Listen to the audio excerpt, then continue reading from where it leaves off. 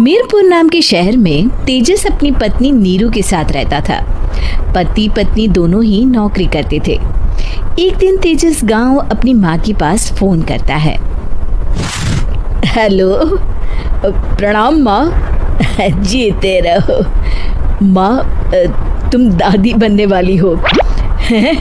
अरे वाह, ठीक है बेटा, मैं कल ही आती हूँ। जब माँ जी शहर पहुंची तो बेटे बहू ने बहुत अच्छे से स्वागत किया। लीजिए माँ जी चाय। अरे गर्मा गर्म पकोड़े ले आओ माँ के लिए। नीरू रसोई में गई और 2 मिनट में ही पकोड़े ले आई। जी ये लीजिए। बहू जादू से बनाए हैं क्या? अभी तो रसोई में गई थी। यम्मी। माँ जी, शीला रसोई में पकोड़े तल रही है, मैं बस लेकर आई। हे भगवान, मेरा धर्म भ्रष्ट कर दिया तूने। अब तो गंगा जल से शुद्धिकरण करना होगा। दूसरे दिन, माँ जी मैंने नाश्ता बना दिया है, ऑफिस जा रही हूँ। पर अभी तो घर का सारा काम पड़ा है। शीला आती ही होगी, झाड़ू पोछा बर्तन कपड़े वो सब कर लेगी। हमारे जमाने में घर का सारा काम हम ही करते थे। जी माँ जी, आप बहुत होशियार हैं, मैं घर ऑफिस दोनों नहीं संभाल पाती। तो जरूरत क्या है घर से बाहर जाकर चाकरी करने की? वैसे भी घर का काम खुद करने से घर में बरकत आती है, समझी? पर माँ जी।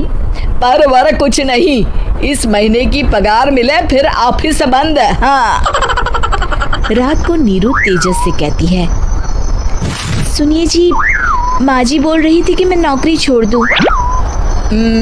वैसे ठीक ही तो है, अभी तुम्हें आराम की जरूरत है। फिर भी आराम कहाँ, शीला को छुड़ाने के लिए बोल रही थी। तो अब 24 घंटे में इतना काम तो कर ही सकती हो। पर जॉब पसंद है मुझे, घर पर मन नहीं लगेगा। अगले दिन जब दोनों ऑफिस के लिए निकल रहे थे, मेरी तो कोई कीमत ही नहीं है इस घर में।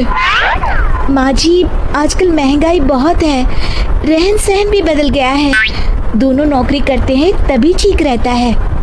अच्छा, तू कहना क्या चाहती है? मेरा बेटा तुझे बिठा के खिला नहीं सकता? तू ही इस घर का खर्च चला रही है, हैं?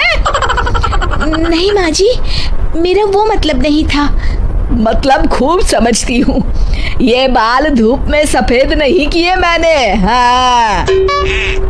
अब तो ये रोज का काम हो गया था। तेजस भी रोज की झिकझिक से परेशान हो गया था। एक दिन उसने कहा, नीरू, वैसे भी तुम्हें मैटरनिटी लीव मिलने वाली है, तो अभी से ही छुट्टी ले लो।